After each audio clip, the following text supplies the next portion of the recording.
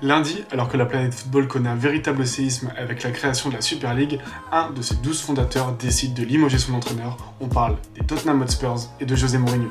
Après des résultats mitigés et un plan de jeu souvent décrié, l'entraîneur portugais est limogé et laisse sa place en intérim à Ryan Mason jusqu'à la fin de la saison. La nomination de ce nouvel entraîneur fait grandement plaisir aux Spurs car son histoire est belle et car surtout il est formé au club. À seulement 29 ans, Ryan Mason devient l'entraîneur le plus jeune de l'histoire de la Premier League et surtout le plus jeune de l'histoire des Tottenham Hotspur. Concernant sa carrière de joueur, elle est courte malheureusement car dans un match entre Hull City et Chelsea, il va connaître un choc avec Gary Cahill, bilan, lésion de la boîte crânienne, qui poussera le joueur à arrêter sa carrière un an plus tard en 2018. Le club de Londres, touché par cette histoire et aussi attaché à ce joueur, lui proposera directement un club d'entraîneur au sein de sa formation.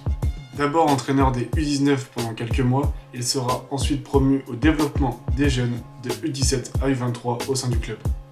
Bien qu'il soit nommé en intérim et qu'on connaît les intentions de Daniel Levy à faire venir Julian Nagelsmann, on peut se dire qu'il a une carte à jouer et pourquoi pas faire une carrière d'entraîneur à la Solskjaer.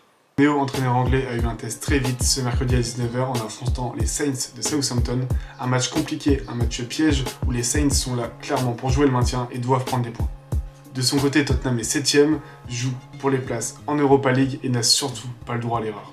Privé de Harry Kane, Ryan Mason opte pour une attaque à 3 avec Lucas en 9 et sur les côtés Hugminson et Bale et repasse à une défense à 4 avec Alderweireld et Dyer en charnière. La première mi-temps est décevante, les cadres comme Ndombele ou Hugminson ne répondent pas à l'appel. Gareth Bale et Serge Aurier sont les deux seuls qu'on peut mettre un petit peu au-dessus du lot, mais c'était pas encore ça, et heureusement qu'Hugo Lloris est là pour les sauver à 2 reprises de prendre le premier but. Hugo Lloris ou pas, Danny Ings se chargera d'ouvrir le score sur corner d'une tête parfaite. Les Spurs sont menés 1-0, la première aventure de Ryan Mason commence. Au retour des vestiaires, une équipe de Tottenham avec beaucoup plus d'engagement, on sent qu'ils ont envie de réagir et on le voit dès la 60e minute avec le but de Gareth Bale.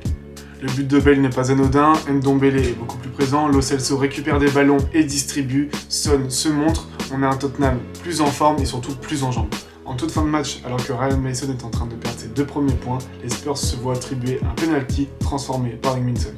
Résultat final, 2-1, une première mi-temps ratée par les Spurs, la deuxième mi-temps beaucoup plus maîtrisée. Les 3 premiers points sont engrangés pour Ryan Mason et on peut se projeter sur la finale de Carabao Cup de dimanche face à Manchester City.